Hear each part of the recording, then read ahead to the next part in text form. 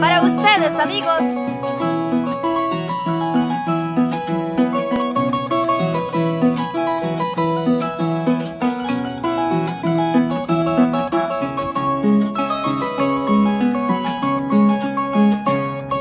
Roncarte había tomado para olvidarme de ti. Qué barbaridad cometí al pensarte en olvidar.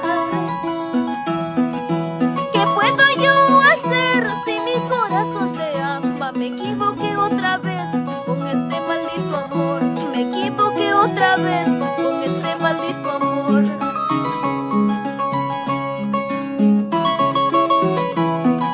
Por el camino que voy, en mi pensamiento estás. Siempre estaré. No sé qué voy a hacer con este amor que cada día me va consumiendo más y más.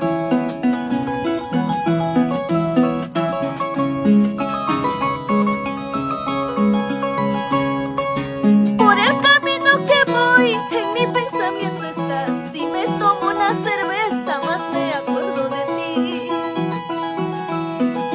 Tú te has apoderado de todos mis pensamientos. No sé qué puedo hacer con este loco amor. No sé qué puedo hacer con este maldito amor.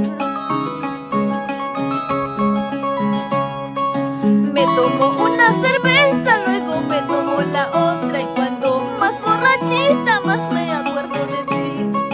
Me tomo una cerveza, luego me tomo la otra. Y cuando más borrachita, más me acuerdo de ti. Para la gente linda de Huaraz, Caraz, Caruás, Yungay. Padrino Joshua Ramos, allá en Guata, Caraz, Dulzura. La gente linda de Recuay también, ¿ah? Échale, échale, échale.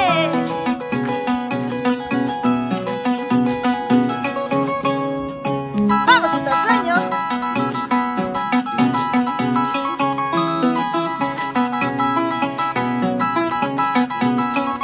¡Ajá!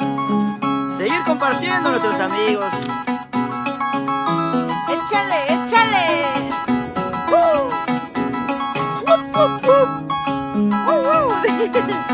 ¿Has enseñado a compartir o no? No, sí, están compartiendo. Yo ya compartí también, amigos. A ver. Hoy día no han venido los que comparten, que creo que Quito Sueño. Si no, Eva ya